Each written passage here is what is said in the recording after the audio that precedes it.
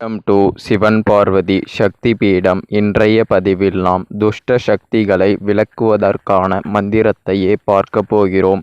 இந்த மந்திரத்தை பயன்படுத்தி அனைத்து துஷ்ட சக்திகளையும் நீங்களே விலக்கிக் கொள்ளலாம். உங்களுக்கு யாராவது எதிரிகள் மாந்திரீகர் மூலமாக துஷ்ட சக்திகளை ஏவி விட்டிருந்தால் அதனை நீங்களே சரி செய்து கொள்ளலாம். யாரிடமும் சென்று ஏமாற வேண்டாம். இந்த பதிவு முக்கியமாக போலி சாமியார்கள் என்று சொல்லிக்கொண்டு அந்த துஷ்ட சக்திகளை விரட்டாமலேயே விரட்டிவிட்டேன் என்று பணம் பறித்துவிட்டு சென்று விடுவார்கள். ஆனால் அதன் பின்பும் அந்த துஷ்ட சக்தியின் ஆட்டமானது இருக்கும்.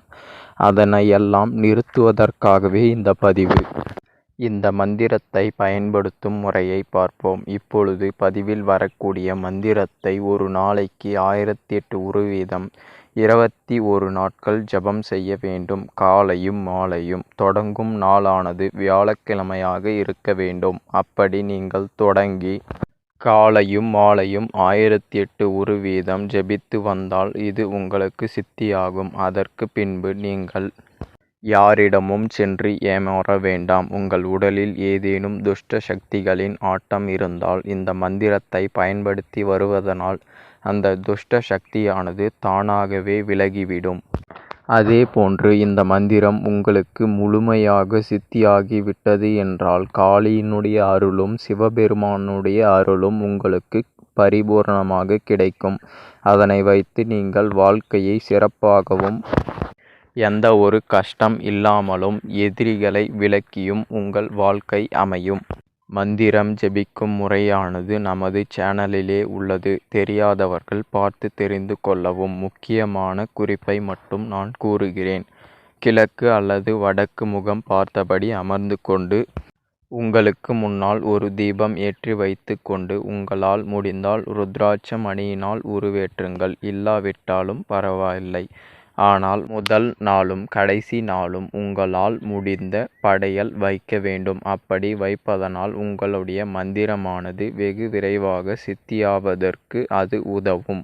இந்த மந்திரம் உங்களுக்கு சித்தியாகிவிட்டது என்றால் நீங்கள் ஒரு விபூதியை எடுத்து கொண்டு இந்த மந்திரத்தை கூறி வேறு யாருக்காவது காத்து சோக்கம் என்று கூறுவார்கள். அதாவது பேயினுடைய தாக்கத்திற்கு உள்ளாகியிருப்பார்கள். அவர்களுக்கு நீங்கள் விபூதி இட்டாலே போதும். அவர்களுடைய அந்த மனநிலையானது மாறி மற்றும் அவர்களுக்கு இருக்கக்கூடிய காய்ச்சலோ எல்லாம் சரியாகி உங்களை நல்ல மனதுடன் வாழ்த்துவார்கள்.